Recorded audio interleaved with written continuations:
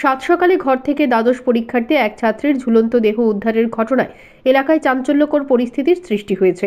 ঘটনাটি ঘটে বৃহস্পতিবার সকালে ধলেশ্বর ৯ নম্বর রোড এলাকায়। এ ব্যাপারে এক মহিলা পুলিশ আধিকারিকের প্রাথমিক ধারণা, হয়তো অভিমানের জেরে নিজের জীবন দেওয়ার পথ বেছে নিয়েছে ওই ছাত্রী। এর কারণ, বুধবার পড়াশোনা না করায় তার মা তাকে বকাবকি করেছিল বলে জানা গেছে। এদিকে খবর পেয়ে পূর্ব আগরতলা মহিলা থানার পুলিশ ঘটনাস্থলে ছুটে গিয়ে মৃতদেহ ময়না তদন্তের জন্য হাসপাতালে পাঠিয়ে দেয়। আপাতত একটি অস্বাভাবিক মৃত্যুর মামলা নিয়ে তদন্ত শুরু করেছে পুলিশ। এদিকে মৃতের মামা জানায়, ধলেশ্বর ৯ নম্বর রোড এলাকায় দাদু এবং ঠাম্মার সাথে থাকত দেবস্মিতা সেন চৌধুরী।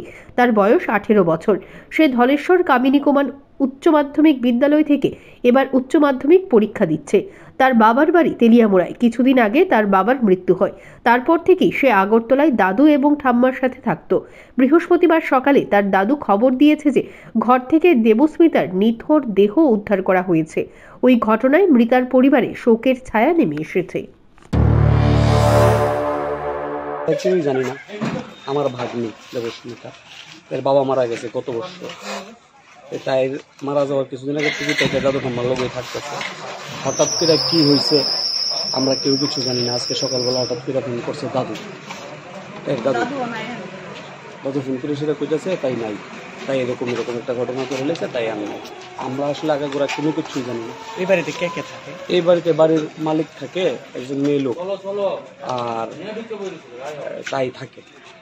তাই দাদু তারা ওই বাড়িটাতে ভাড়া থাকে, এখানে একটা সামনের বাড়িতে ভাড়া থাকে। তো এখান থেকে তাই প্রায় এখানে থাকে। তাই 12 ফাইনাল দিব, পরশু দিনে একটা এক্সাম দিছে। গতকালকে তাই মার সাথে দিনে একবার কথা হয়েছে।